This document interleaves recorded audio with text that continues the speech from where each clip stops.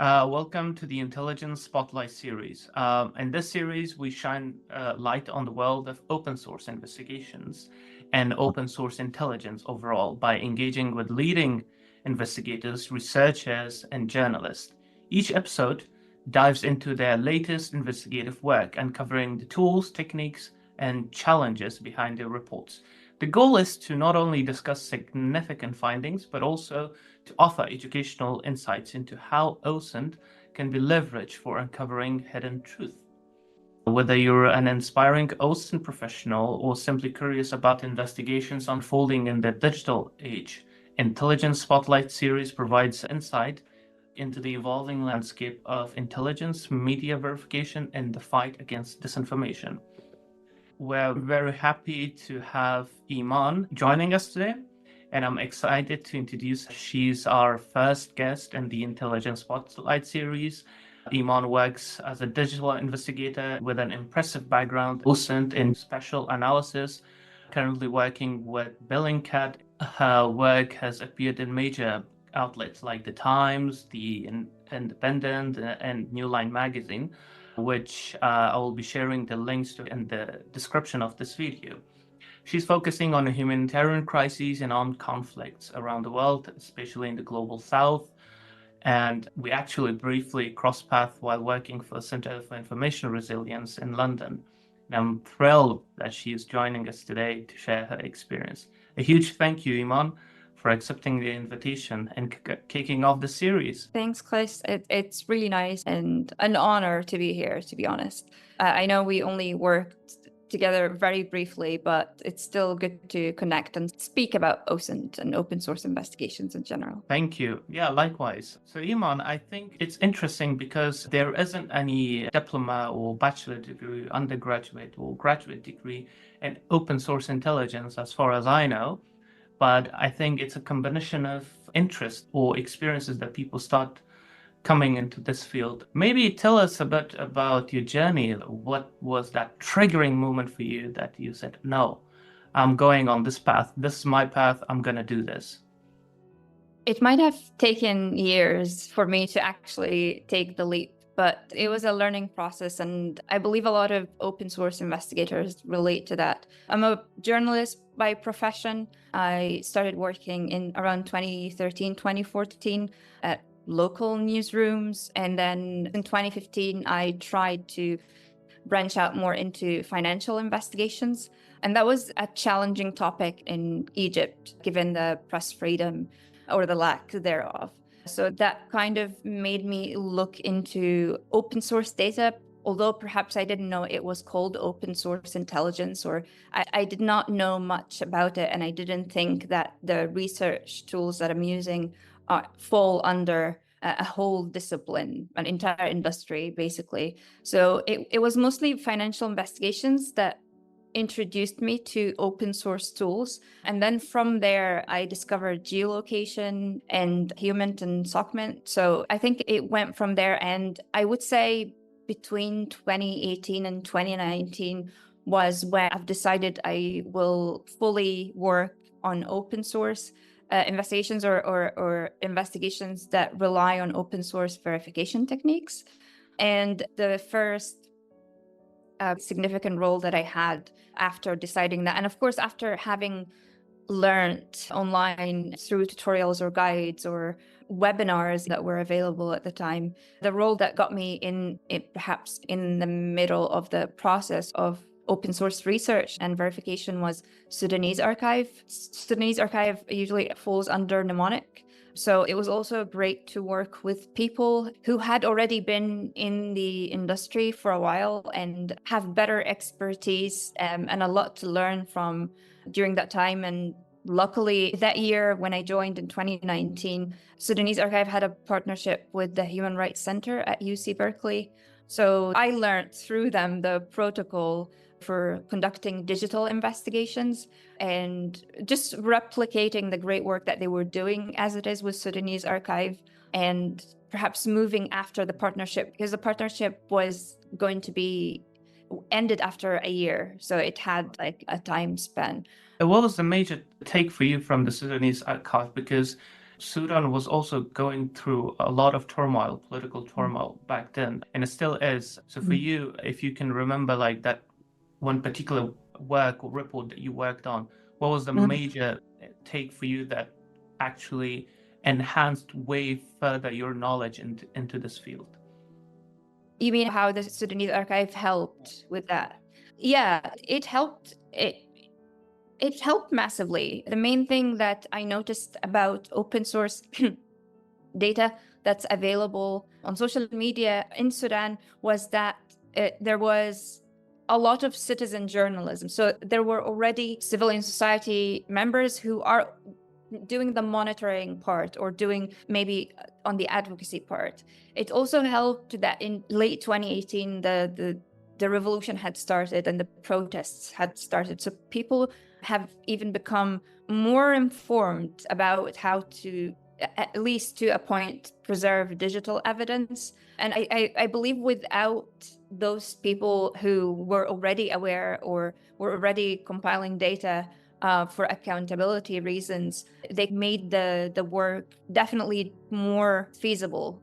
Whereas before that, or perhaps if we're talking 2003, that wasn't an issue. So the social media or the progress and how social media kind of function have helped massively. There were also challenges when it comes to open source in Sudan, especially in parts like North Darfur or West Darfur, for example. People do not have the same luxury of phones. If anything, it's just not available. And you don't expect this kind of footage to actually survive. Given also the rapid support forces presence has made it almost impossible for people to record evidence because of the implications of people later on realizing that this kind of digital evidence came from inside Darfur. So it definitely taught us in trying to show some sensitivity towards certain regions when we're reporting on them and not just automatically running after the story or the scoop or just trying to name a perpetrator because of the implications of this kind of footage. Like, it was a learning process in a lot of ways, whether it's just the lack of sometimes reference materials.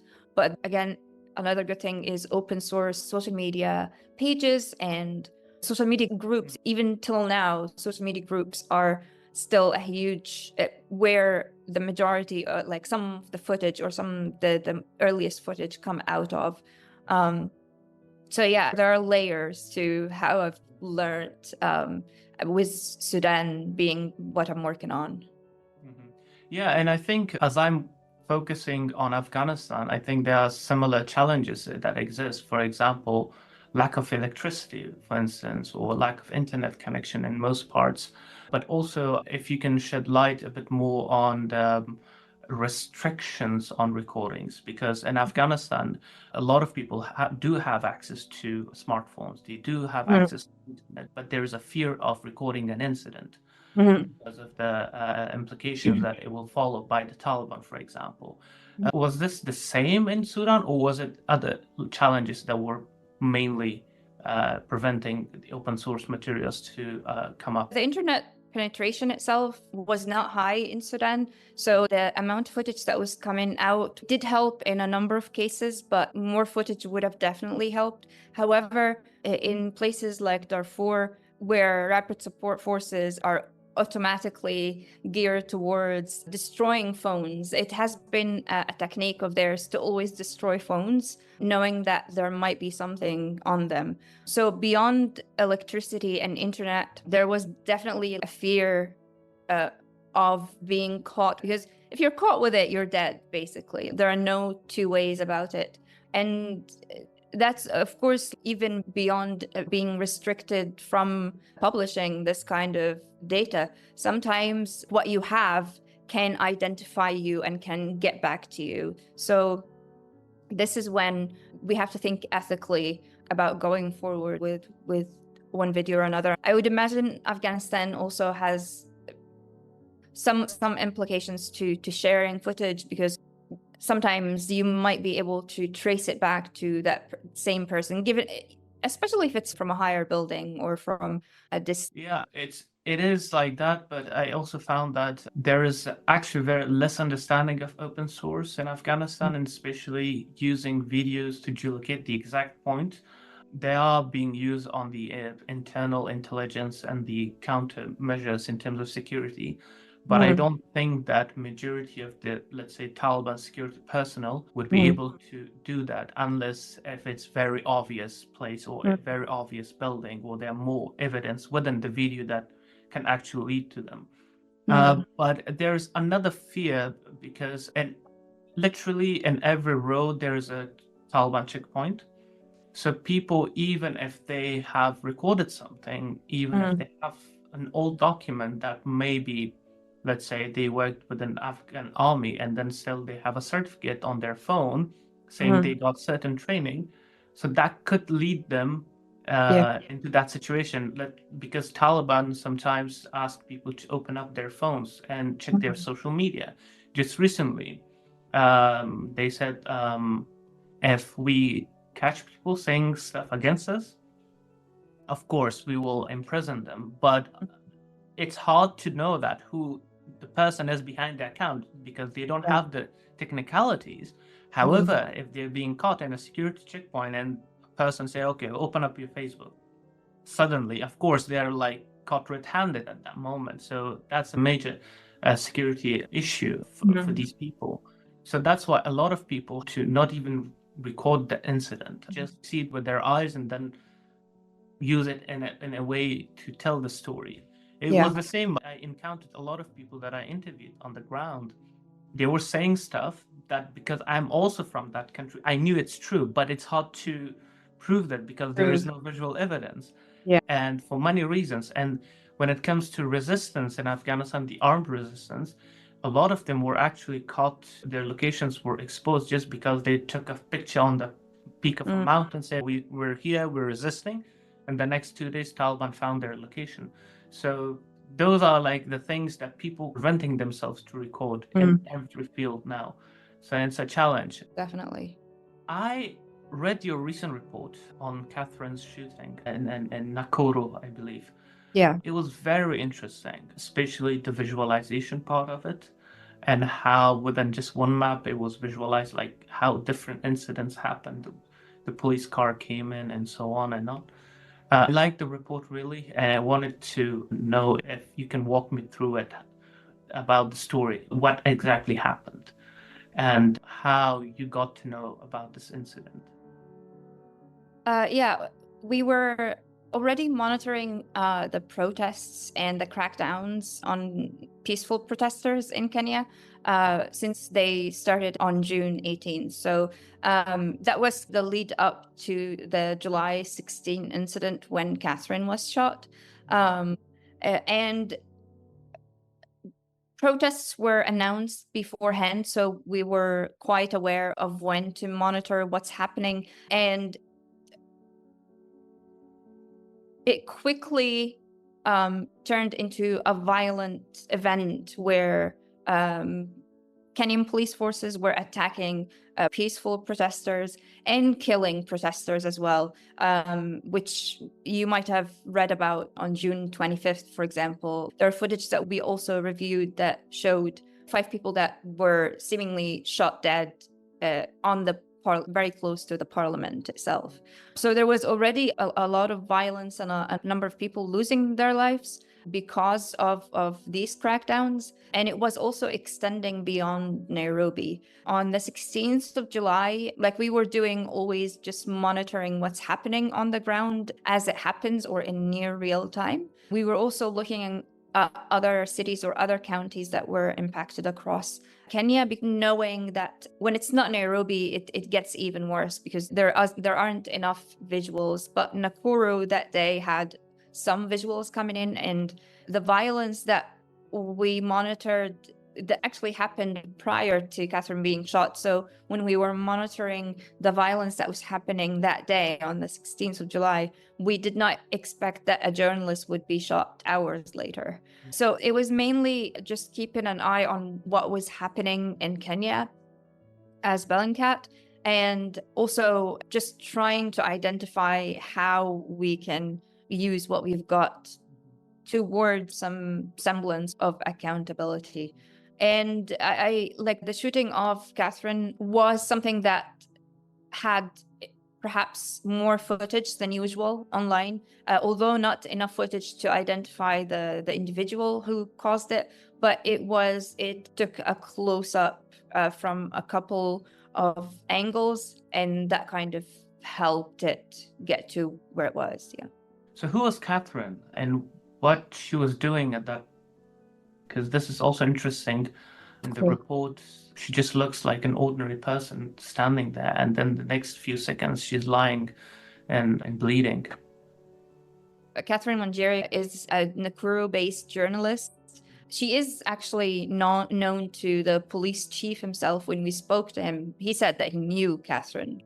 Knowing also from Catherine herself and also from seeing her extensive work, she has reported from Nakuru for years, including on some high-profile cases. One of them was a police officer who had killed 2 people. So she's a diligent reporter, and that day she was trying to report from other parts of Nakuru, but the Kenyan Defense Forces and I believe prison forces or prison police forces were stationed all across Nakuru, so protesters didn't really have a lot of places to go to.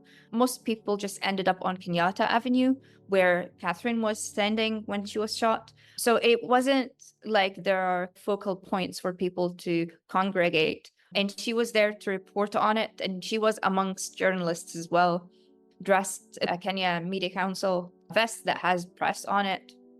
Very identifiable, even to people who are aware of Kenya, for example. A lot of people understand that this particular vest is for press or for professional journalists. So yeah, she was basically doing her job, and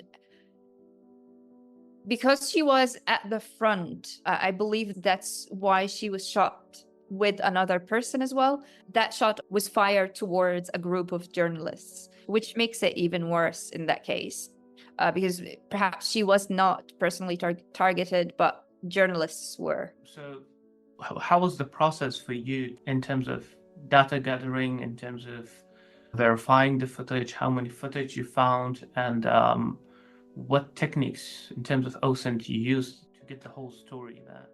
Of the incident itself, I believe we had a number of maybe 5 videos that kind of show like the before and perhaps the after. And the main ones that helped us were just these 2 videos that were taken from the side of the road on Pandit Nero Street. Another one that's on the other side on Kenyatta Avenue, which kind of shows you also the group of journalists as well as Catherine and the bystander. It was relatively straightforward geolocation-wise because it's in the central business district of Nakuru. There was even like street view imagery that you can review and take a look at. It was very straightforward and did not take a lot of perhaps looking for different reference material, for example. And I will say also, like, beyond visualizing the data, there wasn't a lot of perhaps very challenging aspects, as in when it comes to geolocation, either of these particular videos or other videos that we've also geolocated. We also looked for other violent incidents from that day, particularly just to show that there is perhaps a pattern from the Nakuru police forces. Like one of the videos had the Nakuru police forces storming a church on the same street. And from what you can see in the CCTV footage, you can see that they have asked people to lie on the floor, and they ended up dragging one. These were protesters, according to the person who was in charge of the church that day, that they were protesters trying to hide inside the church. So yeah, like it was mainly the videos that show any sort of violence, especially that all of the incidents that we managed to verify and geolocate were on the same street. So it seemed to me like it's the same police unit that did it, even though we did not identify a unit per se. And when I was reading the report, it was very useful and helpful to also understand the guidelines that police have in Kenya, the guidelines in terms of when it comes to unrest and which situations they should and how they should react. How do you analyze that situation? What actually triggered the police unit to get that violent and also shoot Catherine from a very close range, which was interesting that the rubber bullet actually penetrated her body. Yeah. Yeah, no, it was incredibly close. I think that's why people were quite shocked and taken aback. Like, even in the video itself that doesn't necessarily show Catherine falling, but you can hear the screams. You will realize that there was a bit of a lag because there were a number of journalists perhaps on the Pandit Nehru Road, and they didn't realize till she fell down, basically. And even from Catherine herself, having spoken to her, she also didn't realize immediately that she was shot. So what we analyzed, or what we observed from the footage itself, is that one police car, which we had the plate number for, was on Kenyatta Avenue, and it drove back and forth before the shooting happened. But the puzzling part, and it's puzzling because of the shooting, but also because there were barely any protesters on the road. It was 3:30 by then, and my understanding from Catherine as well, and from the footage itself, is that most protesters had already been asked to leave. There weren't a lot of them. There were very few, if any, and Catherine also agreed to that. So there was no protester violence, and there was no need for the shooting. But when the car drove back and forth, it felt like the car was perhaps performing some reconnaissance. But even when they're performing that, they can see other like Kenya Defense Forces on the same street, and nobody actually. But then they managed to fire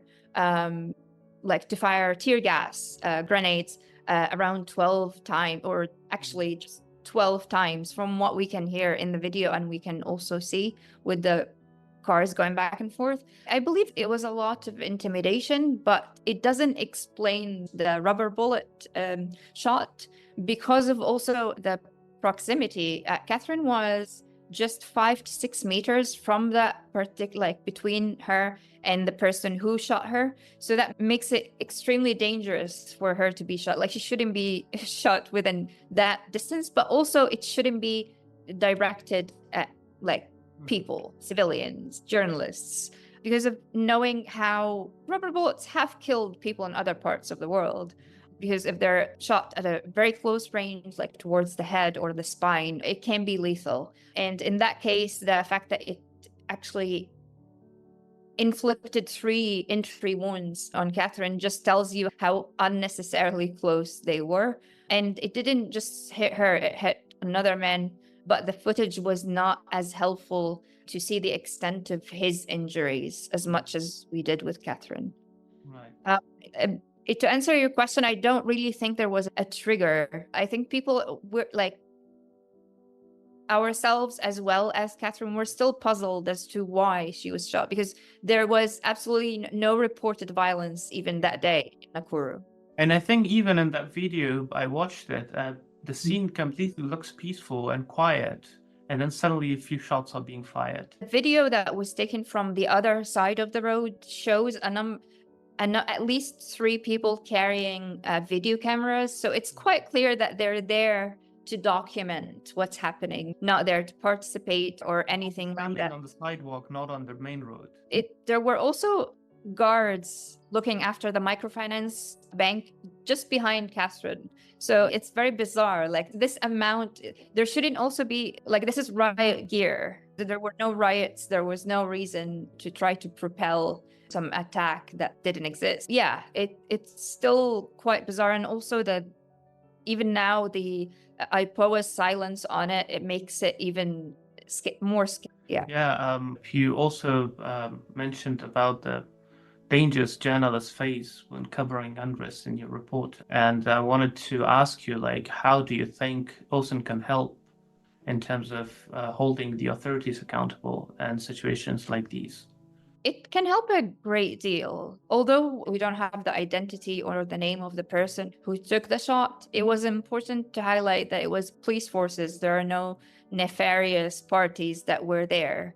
It was just actually Kenyan police with police helmets on inside a police. Like, it can be more clearer than that. But like all challenges with OSINT in the global south, how accountability either takes time or sometimes it just doesn't immediately happen. I think documenting every single digital evidence does have an impact even in the long run. It is important to amass this kind of evidence, even if it's not going to immediately change policies or try to bring some justice towards Catherine and other journalists who were also attacked after she was shot, because this was not a single incident that happened in Kenya since the protests started. It had been a consistent occurrence when journalists are out to document these protests. Yeah, indeed. I guess what's very important from an investigator's side would be to raise awareness about that incident. Of course, yeah. The And majority. yeah. Yeah, go ahead. I think your work is incredible in doing that. And I also think that awareness is the basis for accountability. Definitely. I believe also that for our work to have evidentiary value is important because it is easy nowadays. I feel like I'm talking like an old person, but it is easy nowadays to automatically, when you're looking at a report, to question the information because you're not trusting the source, or you're not trusting the anonymous source, or you're not trusting the platform itself. So visual evidence, and it doesn't only bring it to life in a way, it gives them a lot more certainty than you do by just reporting and stating facts. Because sometimes people do not imagine, if we had reported on that without any footage, people would have been like, they're rubber bullets, they're not lethal, but they are they are less still damaging, and they still can cause huge harm. Yeah, indeed. In terms of rubber bullets, it's mainly even used in Western countries too. But I think it comes down to even the slightest thing can be very lethal. Or the case of Iran, like most protesters that lost their eyes was because of the rubber Exactly. bullet. Yeah. In 2015, an Egyptian activist, her name was Qais Alamdar, she was shot with rubber bullets in the spine, but she lost her life entirely. So it does actually kill people, and it does maim people. Again, with the 2011, the Arab Spring Revolution, there were also people who were blinded because it was aimed at their heads. There is always enough risk while using those, especially if you're pointing them not towards the ground as you should, as the guidelines say, but towards actual humans with different parts that could be susceptible to severe damage. Exactly. And Catherine also, like I mentioned, the 3 entry wounds, these pellets or these rubber bullets were taken out after a surgery. It's not the kind of thing that you will get someone to sort it out for you. Like you needed an actual, and she's still recovering till today from her injuries. Exactly. It actually reminds me of my childhood. That we're told to be very careful not to get hit in certain parts of our head. For example, these 2 sides, where there are certain veins that if they cut off, it causes internal bleeding. And it will be like a very minor thing that will just trigger it. That's why, like, even the smallest things could be very lethal in this case. Definitely. And I think the report also slowly sheds light to the whole area of OSINT and the global south, because when it comes to OSINT, a lot of tools, a lot of investigations or investigators trying to see it from a Western perspective. However, when it comes to global south, it completely changes the whole scene, because there may be certain information available about certain things, and it may not be available in global south, and the issue of privacy in that case, like privacy and the laws around it. How do you define the difference in terms of OSINT?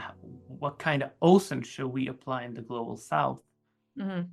I think it largely relies on the case at hand, and also even the limits within which I can work. Like, I definitely cannot do that in Egypt. It's just not a chance. Like, you'll go to prison. We have a lot of political prisoners, so it just does not work in some settings.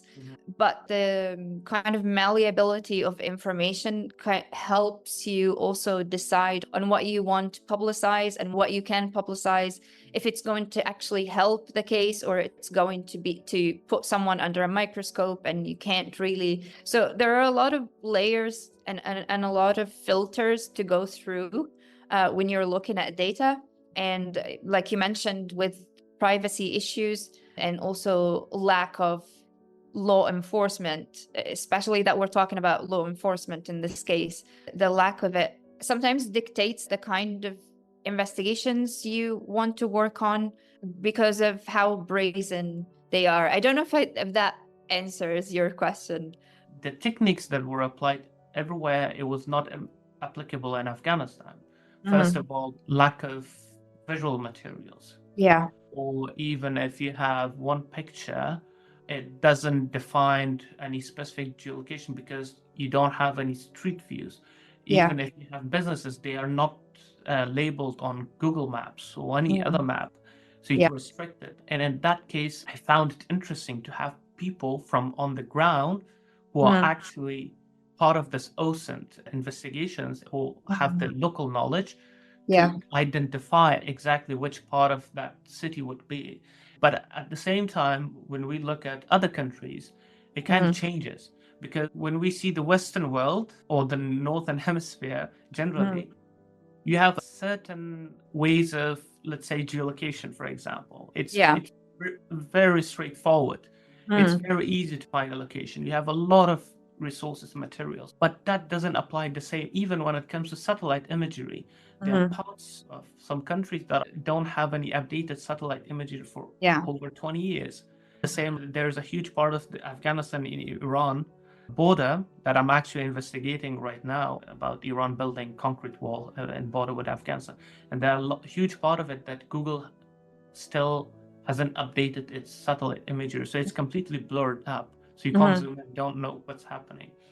And generally, I think my last question on that would be, if you see cases coming up, different cases from different regions in the global south, how much do you see the need for investigators or training investigators in those places? How that would contribute to accountability mechanisms and areas of human rights, for example? Yeah. This is a great question, but I also want to just say quickly on also the topic of OSINT in the global south. And you did touch on the satellite imagery and the fact that they're not available and they're not updated. And it is one of the biggest challenges, like having worked on Ukraine and Sudan, it's two different worlds entirely because of the availability of reference material as well as footage, as well as satellite imagery. Whereas in Sudan, it has been challenging. And I dare say that in the case of Sudan particularly, given there is a war that has been going for almost a year and a half now, it still relies on a lot of high resolution imagery, which is not the most inclusive practice, but it is necessary when you're monitoring armed conflicts in somewhere like Sudan. I think there is no equity because you don't have that immediate access to high resolution satellite imagery, whereas others do have that. So it doesn't balance it out, and it sometimes even makes people in the global south weary of wanting to get into OSINT or open source verification techniques, because your reference material or your reference imagery might not help very much because it hasn't been updated since 2021. But it's still important to always, I think, setting the expectations of researchers in the global south will prevent them from getting to the point where they're frustrated for not being able to geolocate something. And also with the very limited resources that you have, sometimes you don't have a verification. I can't do that. So that's one thing, just setting someone's expectations that it's not going to be smooth sailing. It's never going to be. I think we're a long way away from that. But another thing would be, which is the open source community has been largely making a lot of guides and a lot of tools and a lot of investigative toolkits available to other open source researchers. And I believe that's how we as researchers got to where we are now, because of how everything was available for learning and development. But I think a kind of a proactive involvement of open source researchers in the global South is important. I know that like it is open to people in the global South, but sometimes people think that it's too good to be true. Am I going to learn for years and eventually do it? But a proactive role of involving them from the start when it comes to investigations, because investigative journalism, it hasn't always been relying on open source. It has relied for the most part on closed sources and just intel sometimes that you hear from people or you deduce from a conversation. I like this, along with training, which also, again, organizations do all the time, available training to other journalists and otherwise. But I would say what would make a huge difference is involving people from other professions, because we don't need to always look for journalists to make the pivot. We can always find someone who's already a data scientist and he already has these machine learning capabilities that he can build for either research or monitoring or detection even. So just opening it to all sorts of disciplines, I think, will enrich it in a way that we haven't witnessed in the global South. It's growing, but I think more people who have the interest and perhaps the persistence to keep going at when it comes to learning. Exactly. And I think of a very interesting question for you now, because you're also a trainer. So if you have 1,000 students sitting in a hall and you train them and teach them one tool to master it and advise them to master it, what would be that tool for them? There are a number of them, but I will say that, for example, working on North Africa, for the longest time, the tool that I thought was necessary, especially in mountainous landscapes, is Peak Visor, because of the mountain ridges and how just unique it is. I think also Peak Visor, because of the visualization capacity in it, doesn't give you like half answers or 3/4 of an answer or like just the closest. It's either this is a mountain in question or it isn't. And the interesting thing about Peak Visor is that there is a story that we were working on a ship in Yemen, and we were trying to identify where it was docked. Like, it supposedly had a lot of oil, like 40 ton, and it was an old vessel that might just sink, and that would cause an oil spill, for example. And the only thing we have in the background was an island. So Peak Visor still identified the island itself based on just the silhouette itself of the island, because it has mountains and hills, and it was quite unique. I believe it is one of the most valuable tools. When I worked with lighthouse reports on immigration and the expulsion of sub-Saharan African as well as Sudanese migrants to deserts, most of the time they would expel them to the Algerian-Tunisian border, and that area is quite mountainous. There is a mountain everywhere in the background, and that made it a lot more possible to geolocate and identify that these people were put somewhere that is the furthest from civilization, from anything, from hospitals, from transportation. So It was important to show just how far people would go to stop them from, for example, like migrating to Europe using boats and the Central Med. Exactly. Yeah, interesting. I actually haven't heard of Peakwiser. Like every day I'm trying to learn a new tool, and it seems a very interesting one. And I will also put the link for this tool and some information in the description of this video. So for whoever is interested, they can look at it. Iman, thank you so much for your time. It was very informative. I learned a lot from you today. And if you have any other advice for people who are very interested in OSINT or trying to know how it works, if you have advice for them, feel free and we'll keep in touch. Of course. And thanks for having me.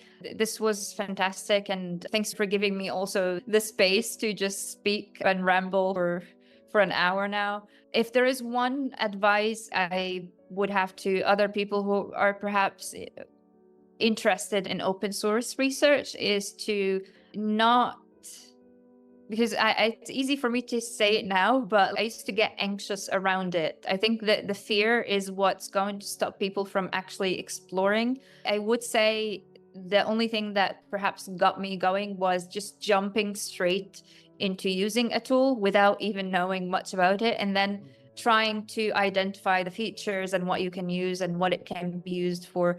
Also guides, either by Bellingcat or other open source investigative organizations. There is plenty of material to dive into.